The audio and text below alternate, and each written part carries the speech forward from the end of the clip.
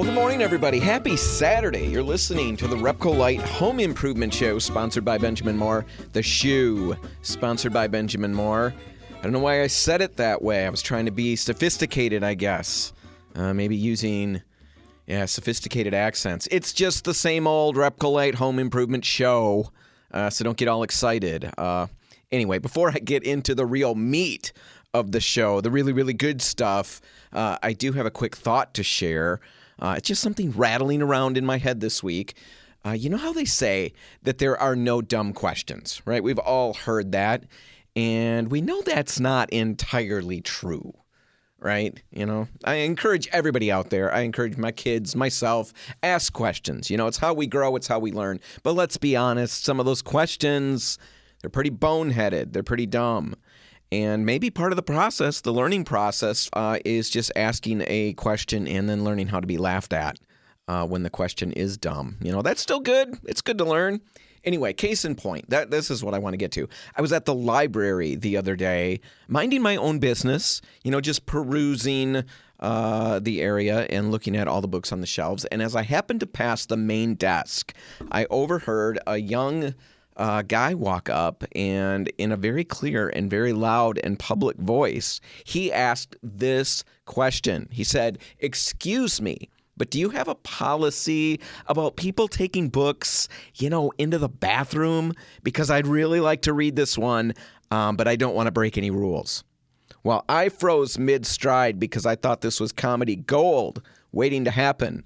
Right in front of me. I half expected some sort of library police force to rappel down from the ceiling, tackle the guy to the ground, and then pry the book from his hands. But no, that didn't happen. The librarians, they just sat there, smiled politely, and said, "We prefer that the books don't go into the bathroom with you." As if this is just a routine interaction, right? Like this question comes up a lot. The guy blinked and nodded, you know, it made sense to him. And he said, "Yeah, that is a little gross, I guess." To which the librarians responded, you know, calmly, politely, with no judgment, "Yes, quite." Well, the whole thing was really funny to me until I started looking at the shelves and shelves of books all around me. And suddenly I had one single thought going through my head. What if other people don't ask? I mean, really, any of these books could have spent time in a public restroom stall, or maybe plopped down on the floor at some point in the exchange or the interaction or whatever's going on in there. I could be handling a bathroom floor book at this very moment. But I swept those thoughts from my mind. You know, one look at the librarians, that told me it's very unlikely that anybody's going to sneak a book into the bathroom past those guys, those ladies. They were vigilant. They were eagle-eyed. They were the guardians of these tomes of knowledge and entertainment. But they don't go home with us. That was the next thought that went through my mind. The librarians, they stay here. Heaven only knows what these library books have seen in the homes of John and Jane Public, right? I'm not a germaphobe by any measure, but man, just thinking about what some of these library books may have experienced really made me shiver. You know, I wonder when they come back if they're all deposited in some kind of decontamination chamber. You know, are they all bathed in UV light when they come back? Is there some sort of scanner maybe that will alert the staff that this book, this book has spent time in a bathroom in somebody's house? And if that's the case, is the book, you know, immediately decommissioned? At that point, is the person who brought it, you know, home, is that person deprived of library privileges for life? My goodness, what a can of worms that one simple question opened in my mind. Was it a dumb question? Was it a good question? I don't know. I don't even care anymore. It was a scary question. Anyway, that's neither here nor there. It's just my random thought for the week, and I wanted to share it with somebody. And since I work in a building all entirely by myself, there's nobody to share that with. So it gets to be you all. All right, let's get to the show. This week, what I want to talk about is something that hits a little too close to home for a lot of us. I want to talk about what happens when you pick the wrong paint color. Now, I just went through a painting project myself, and this question was front and center in my mind the entire time that I was working. You know, did I get the color right? And as I worked through the project, I was second guessing, questioning, analyzing, and doing all of those things. And as I did that, I came across a few really helpful insights that I do want to pass along. These things kept me sane in the process, and I'm certain they're going to help you. Because really, there is nothing that I'm aware of that's more frustrating in a paint project than pouring all of your time and effort into painting that room. You move all the furniture out, you tape off the trim, you cut in around everything, you roll the paint on, then you put the room, you put it back together, get all the furniture back in place, and then you take that step back, right? We all do that, and we soak it all in, and we're hoping to have this wow moment, but sometimes we do that and this horror starts to set in. We hate it, or we think we hate it. We got all that time lost, all that money gone, all that energy wasted. It's frustrating. It's expensive. And maybe most importantly, it happens. It happens way too much. So let's talk about what to do if you find yourself in that situation. But before we deal with fixing it, let's talk about avoiding the problem in the first place. That's the best way to go anyway, right? So let's avoid the problem, and I've got just a few ideas to think about, or things that will help you. For starters, don't assume that a color that you loved in somebody else's home, or even in a different room in your own home, don't assume that that color is going to work in the room that you're getting ready to paint.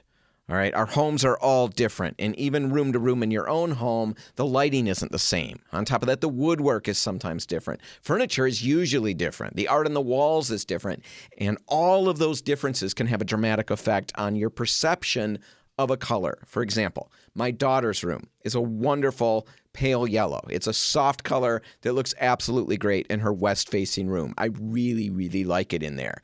And as we were painting it in there, I realized, or I thought I realized, that I found the perfect color for my formal living room. When it was time to paint that living room, I grabbed some of the leftover paint and tried it on one single wall. And I was stunned to see the difference. My east-facing living room made that soft, buttery, warm yellow look almost like a highlighter. It had a neon greenish kind of an undertone that I couldn't unsee.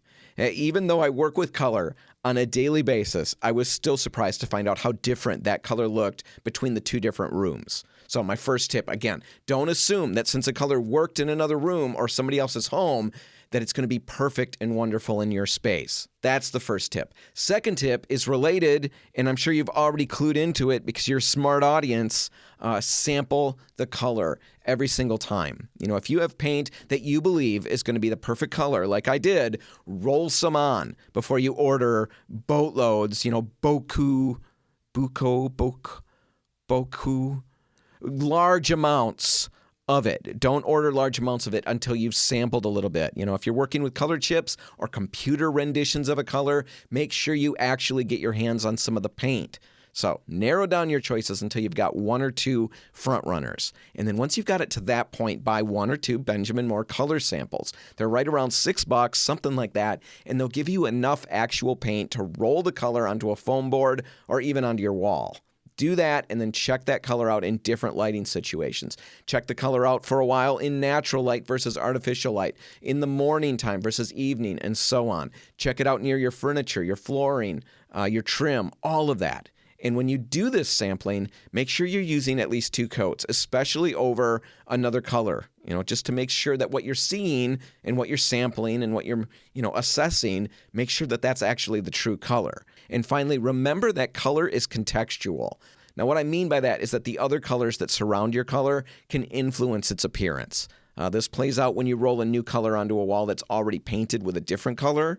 For example, we had that lighter yellow, that yellow from my daughter's room, rolled onto one wall in the home. It's the yellow that I didn't like, the neon green yellow. So I chose a new color, a darker yellow, and then I painted like a 2 by 2, a 2 foot by 2 foot section on my wall right over that first yellow. I looked at it and I thought it was too dark. It was just too much. It was crazy. But then I wondered if that lighter yellow that it was painted on was throwing off my perception. So visually, I blocked out the lighter yellow and then found a way, to view just the new color against the woodwork. And all of a sudden, that too dark, too bold feeling went away, right away, went away. The other color, that lighter yellow, was changing my perception of that new color. So all that to say, before you decide that the new color that you sampled is wrong, try to view it apart from any other color that's surrounding it. And similarly, right along these lines, which is exactly what similarly means. I didn't need to say both of those things. Similarly, don't sample multiple colors next to each other. Not only do other colors influence how a color appears, but our eyes also do some interesting things with color. We tend to think that when we see a color, we're measuring that color, but actually it's less about measuring and more about averaging. So when we see two or more colors that are very close to each other, we're not seeing color accurately on either one of those. We're seeing an average of the colors. So keep your color samples far enough apart that doesn't happen. Okay, so sample your colors. That's my main point there. Next tip I've got is this. Trust your gut.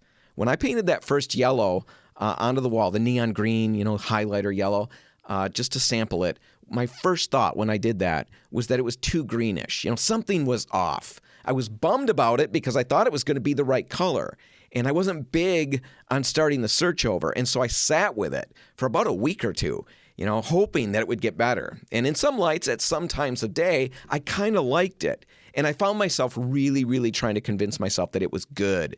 This is the one, Dan. Go for it. Jump in. You're going to like it. Right? I really tried to make myself like it. I asked the kids what they thought, and they liked it. And so I started to tell myself that I was just being too fussy, too finicky, that I was overthinking it.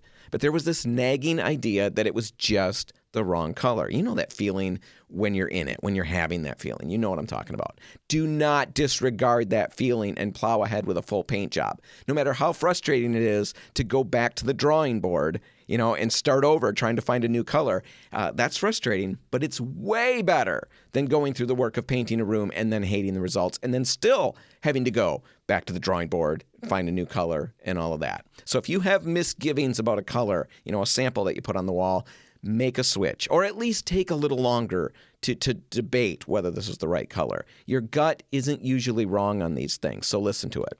All right, those are some things that you can do to help you avoid picking the wrong color in the first place. But what if you do that, or maybe you skip those things, and who knows, but let's say you painted a room and now you're standing there looking at it and you're thinking, oh no, I don't think this is very good.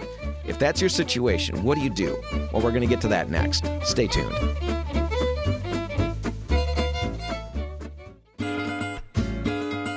We're back. You're listening to the RepcoLite Home Improvement Show, sponsored by Benjamin Moore, and we're working our way through an episode all about the wrong color. We've either been there or we've known somebody who has, or we can easily imagine, the scenario. In fact, I'm just emerging from that exact scenario right now. It's all going down in that room that I was just talking about, that living room with the yellows. In this instance, I sampled the color, I found what I thought was the right yellow, and then I painted the entire room with 2 coats of that color. And when I stepped back, when it was all done, surveyed my handiwork, I looked at it and I thought, what chaos have I wrought? What have I done? Now, to be fair, I didn't hate the color, but I sure wasn't like, boy, I love this. I was all over the place. I was nervous, I was concerned, I was frustrated. Let me tell you, if you haven't been there, it's a punch in the gut. I've got 2 gallons of paint that I spent money on, and I don't like to spend money on anything. I've got tools that I've used up. More than all of that, I've got time that my kid and I spent doing this. Rolling the walls, that was nothing. But cutting in, doing all of that, cutting in around the baseboard and along the ceiling, around the windows, that took a lot of time and a lot of care. And to think about doing all of that again with another color was disheartening, to say the least. Now, last segment, we talked about some practical things that you can do to give yourself the best chance possible to stay out of the scenario. But as I'm living proof, there are still no guarantees. You can do everything right and still find that new color that you chose makes you scratch your head and wonder. Now, in this segment and the next one, we're going to focus on how you can navigate this exact scenario that I just described. I've got 6 questions that you can ask yourself before you jump ship and run to the paint store, to RepcoLite, to buy new paint. Before you do that, ask yourself these 6 questions. And of course, you've got to answer the questions too. Just asking them, these are not rhetorical. This is not something for you to just ask, and it's something that you've got to answer. All right, so the first question is this. Is this the wrong color, or am I seeing the previous color through the new color? Now, this can be really misleading. Some colors hide better than other colors. That is, they cover the existing color better. The yellow that I was working with, for example, it did not hide very well. It definitely needed 2 coats for full coverage. When I got my first coat applied over the original beige on the walls, that yellow looked really, really funky.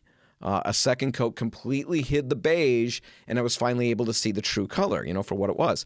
I know that applying a second coat seems kind of nuts if you're thinking that you hated that first color, but really, you've got to look at that closely because you probably are not seeing your new color yet. You're seeing just some kind of amalgamation. It's a blending of the old color and the new color, and it can be really funky. You've got to get that second coat on there so that you're assessing the true color that you chose.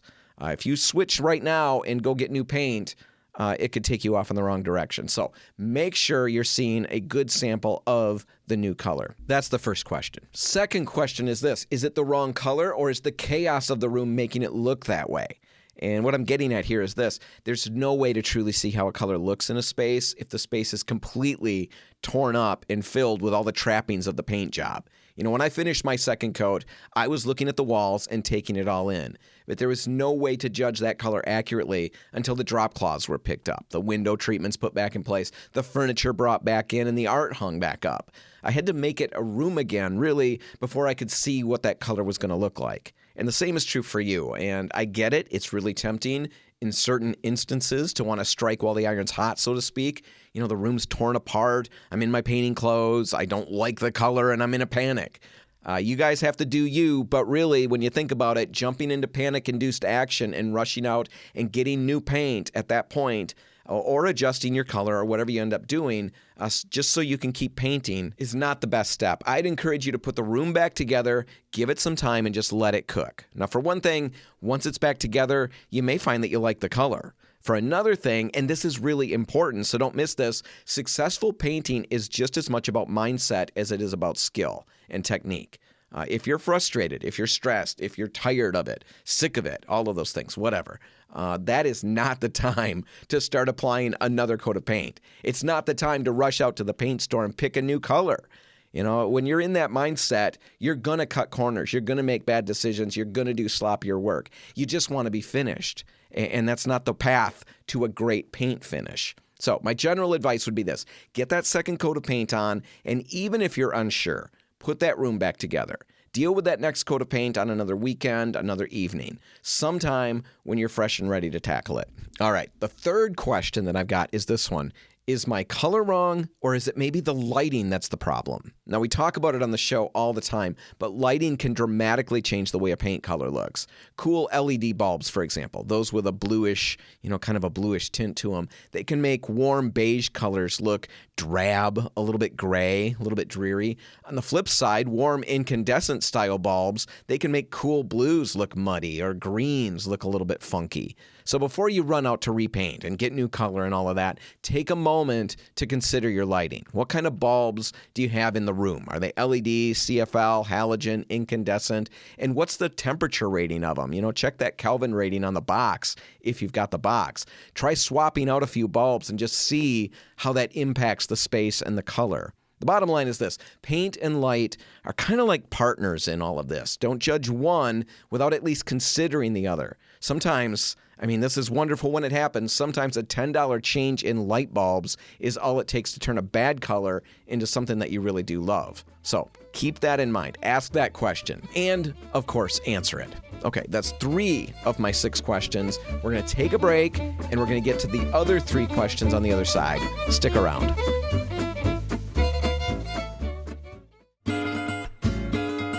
And we're back. You're listening to the RepcoLite Home Improvement Show, sponsored by Benjamin Moore, and we're working our way through 6 questions you should ask yourself if you finished painting a room and you're standing there wondering if you picked the wrong color. We made it through the first 3 questions. Let's keep going. Question 4 is this: is it the wrong color, or am I just struggling with change? This one's big, and it gets overlooked all the time. If you've made a big shift in color, or if you're replacing a color that's been on the walls for years and years and years, your brain, your poor little brain, is going to need time to adjust, right? And the older you are, the longer your brain is going to need to adjust. Don't underestimate the reality of the psychology of change. here just briefly is why we struggle. Pop psych, Saturday morning stuff. Here's why we struggle with change. We're wired, first off, to find comfort in familiarity. I would sure love to be able to just say the word the way I see it or the way I see it in my mind. Familiarity. We find comfort in things that are familiar to us. I'm so sorry. I so hoped to make that intelligent and smooth, and I completely flubbed it up. We're wired to find comfort in things that are familiar to us. Change, especially sudden or, uncertain things, they can feel like a threat to that stability. So that's one thing that's playing out even with a color change. Another thing, and I think this one is really interesting, we feel loss more deeply than we feel gain. All right, we feel loss more deeply than we feel gain. So changing something, like the color of the room, let's just stick with that, that can feel like the loss of the atmosphere that the room previously had, more than it feels like the gaining of a new atmosphere. Also, the color, if it's not exactly producing the effect that we anticipated, we can feel the loss of our expectations or of our vision more than we feel the opportunity to find a new vision. More on that in a minute. We're going to get to that in its own question down the road, and it's a good one. So don't bail on me early, all right? Another reason we really struggle with change is that we fear regret, right? We're asking ourselves constantly, what if I made the wrong decision? What if I hate this in a month? What if this color drives me crazy down the road? Well, that fear can make us doubt even a great color choice. It's playing in our mind. It's part of being human. Last thing, even small changes can shake our sense of identity or control. The way a room looks and feels is kind of a big part of how we experience our home. Probably one of the biggest parts of how we experience our home. And if that changes too quickly or too drastically, it can feel or lead us to feel, a little bit unsettled. All right. So as we mentioned earlier, put the room back together. That's your way to work through this whole fear of change thing. Put the room back together and just let it cook. I've already said that phrase. The kids say it all the time to me. Let it cook, Dad. I never let things cook. You got to let things cook. And I think that just means let it sit for a while. Let it do its thing, right? Let the room sit. Get it back together and let it sit. It normally takes us a little bit of time to overcome all these natural human reactions to change. If you're really hoping, to step outside your comfort zone and push the boundaries with color, and a lot of us want to do that. We want to break out of the molds that we've been in. We want to stretch a little bit.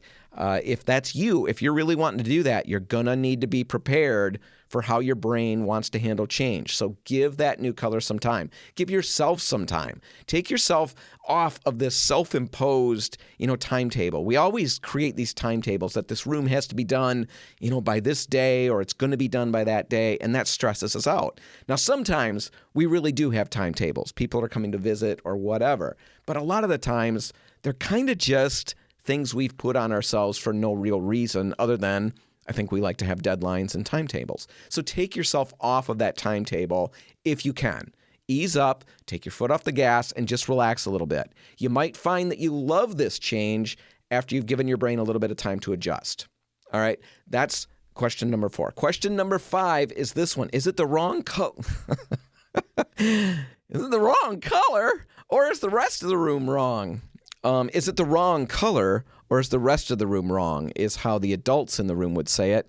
The prepubescent teens would have said it the first way that I tried to say it. Is it the wrong color, or is the rest of the room wrong?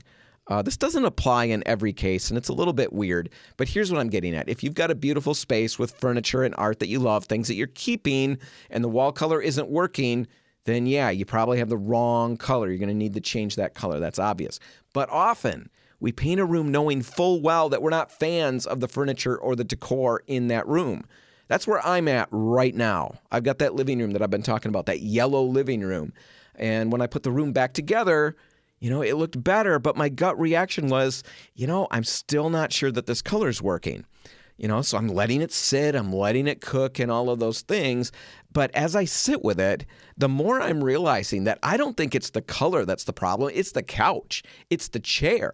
These things were good-ish in their day, but their day is long past. I mean, long, long past. The chair. Let's talk about my chair. My word. I've talked about this chair before for the true believers who listen every week to every word that drips from my mouth.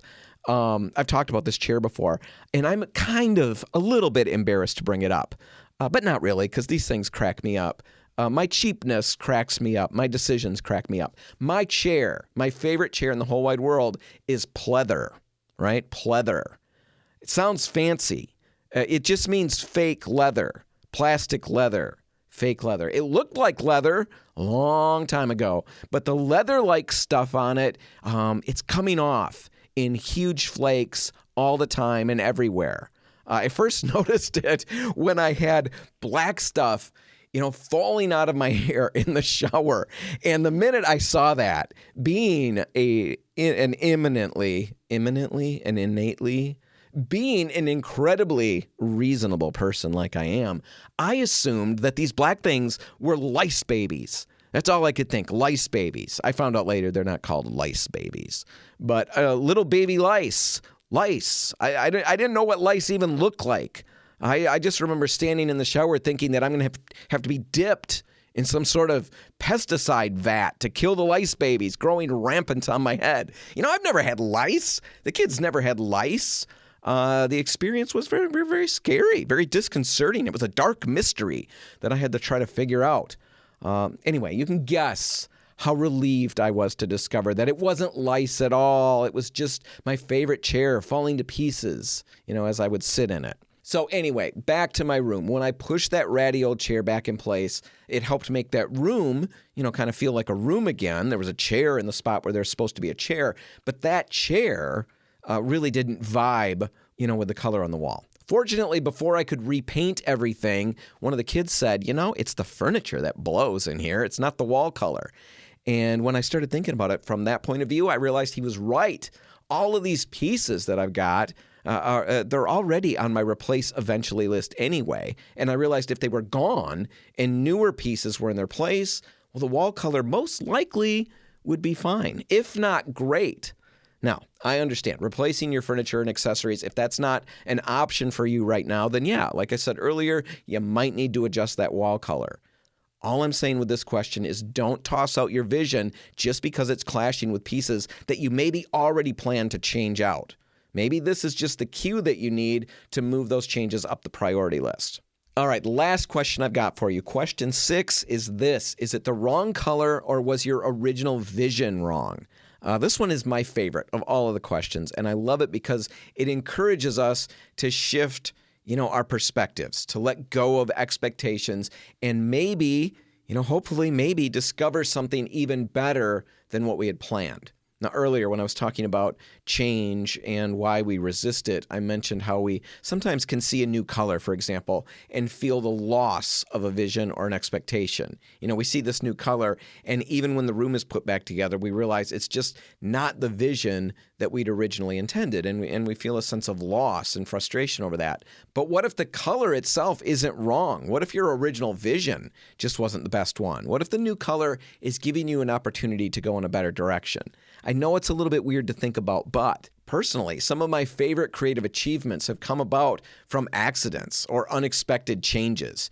And that's not really terribly uncommon. Artists, for example, they've stumbled into new styles and new ways to express themselves entirely on accident. Authors, they've written entire novels based on random snippets of conversation that they overheard by accident in a diner or a coffee shop. How about this example? This should make the case. This is from the world of film in Jaws. The shark movie? Dun-dun, dun-dun, dun-dun. You know the movie. In that movie, the mechanical shark kept breaking down during filming. So Steven Spielberg, the director, had to pivot, had to come up with another plan. So instead of showing the shark as he intended, he used music, point of view shots, and subtle visual cues to build suspense. And as a result, he ends up creating one of the most iconic thrillers ever made. And it happened because he had a problem, not in spite of one. So when your newly painted room feels off, it might not be a mistake. It might be an invitation to rethink your vision. And I know that still sounds a little wacky. Wacky, nobody uses that word anymore. It sounds, I don't know. I don't have anything better. Wonky, wacky. That's the limits of my vocabulary. I know it sounds strange. Let's just say that. But it really can be true. For example, that yellow that I used in my living room. Let's go back to that living room scenario. That yellow that I ended up using, that's on the walls right now, it wasn't what I expected I was going to have. My vision for that room was a soft, buttery yellow that was going to make the room feel like a sunny spring morning, filled with flowers and peaceful vibes. Like if the Easter bunny, hopped through the living room on a given morning, it would just feel normal. That's what I was shooting for. That was my original plan. But I'd overcorrected from the very first yellow I sampled, and I went from something that was too light to something that was much too dark, too bold. And when I stood there, when I was all done, looking at the completed room, I realized that my initial vision was completely lost, and I was frustrated. But then I started thinking differently. I started thinking about what I could do with the color that I had. Now that living room, that front living room, that formal living room, whatever you want to call it, this yellow living room has always been kind of a neutral space. It's nice enough, but it's forgettable. We've got another room in the house, a family room in the back part that's a statement room. We've got a painted brick fireplace that's really cool, an eclectic mantle full of all kinds of little odds and ends, bookshelves filled with old hardcovers and unusual trinkets that we've collected over time. It's a room that feels like us. It's a ton of fun. I love that space. The front living room never had that. But with the yellow on the walls now, suddenly I could see a little bit of potential here. Now, years ago, this is my favorite part of this whole segment. I hope this point comes through. Years ago, I came across this wonderfully ridiculous emerald green mid-century couch in a design magazine. Now, the idea in that article was to ground a room in neutral classic elements and then flip it with one bold statement piece. In that instance, they were highlighting this ridiculous emerald green couch. And I loved it. I loved that couch. It was fun. It was unique. And it was one of those things that I saw in a magazine that I thought, man, that's cool. And it's too bad that it would never, ever work in my house. My house doesn't really allow for anything fun like that. But then all of a sudden, I've got this yellow on the walls on accident. Didn't mean to do this. And as I'm looking at it, I'm realizing that for the first time in my whole time of owning this house, I actually could bring a funky emerald green couch into that space and it would work. I could do it in my house. I never noticed it because I didn't have anything bold or crazy going on. That yellow that I accidentally ended up putting on my walls opened up an entirely new vision for me. So now I've snagged some grounding furniture pieces. I've got some used leather chairs that I snagged so I can replace my falling apart pleather chairs. And those new chairs, used chairs, they look wonderful. Great with the yellow walls. Now I'm on a hunt for that couch or something like it, something to give the room completely a new attitude. Suddenly this room has the potential to be a standout space in the home, and I'm way more excited about this new direction than I ever was about my Easter Bunny sunny spring morning original plan. So maybe what I'm getting at is that you're looking at something right now that's the wrong color. Maybe it's not so much the wrong color. Maybe it's an unexpected opportunity to reshape your vision into something way better. All right, those are some questions to ask, and maybe you'll find out that you don't have the wrong color. You just need to adjust your thinking a little bit. But sometimes you're going to ask those questions, and the answer is going to be, won't, that you have the wrong color. When that's the case, what do you do? What are your options? Where do you go from there? We're going to get to all of that in just a minute. Stick around.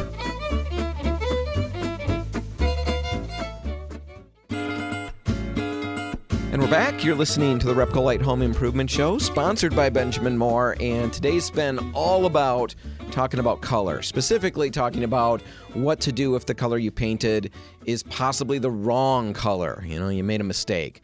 Now, if you've asked yourself the questions that I posed in the last two segments, all 6 questions, and you're still convinced that the color's wrong, let's talk about that. What do you do at that point? What are your options? What's the path forward? Well, first thing I would tell you is don't rush a decision.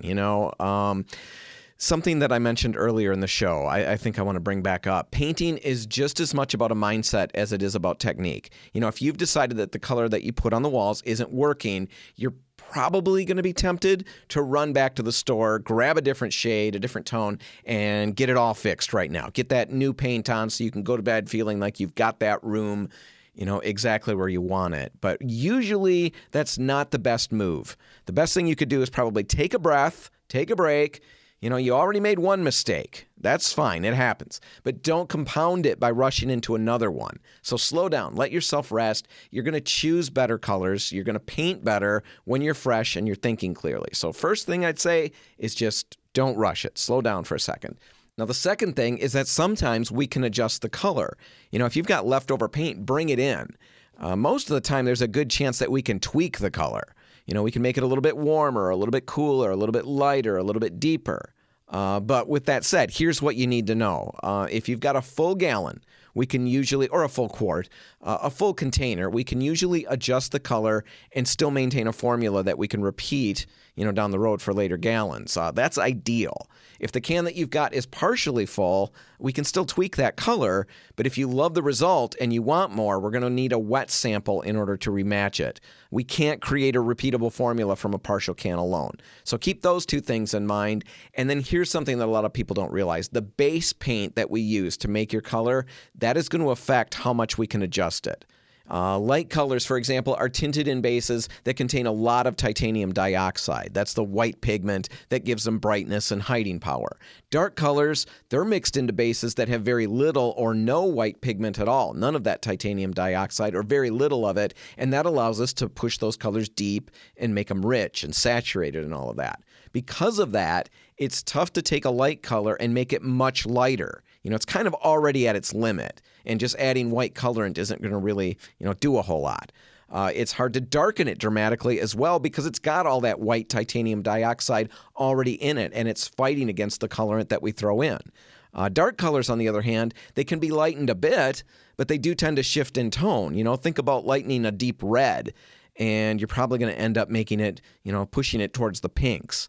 So bottom line, small tweaks in color are very, very doable. Big shifts, they're a lot trickier. If you do have paint left over, though, and you're not happy with the color, bring it in. We'll do what we can, and we'll be honest about what your options are.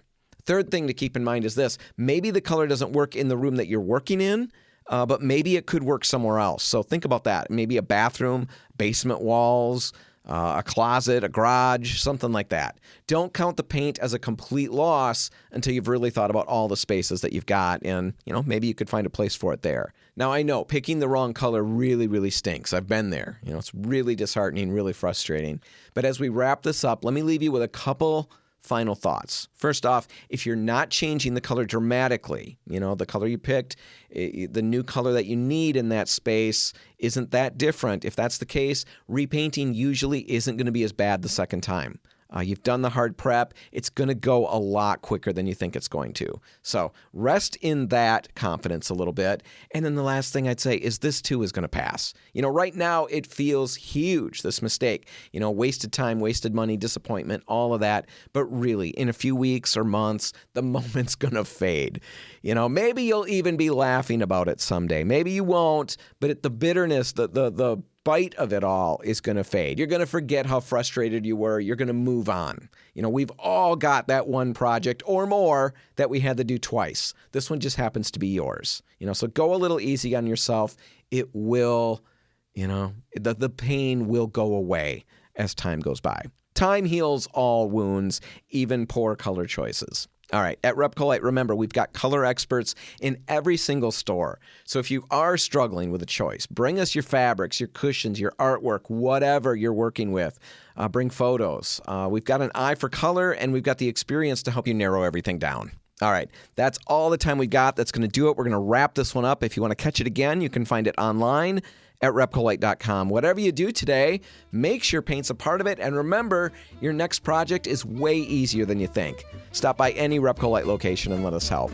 Have a great weekend, everybody, and I'll see you next week. I'm Dan Hansen. Thanks for listening.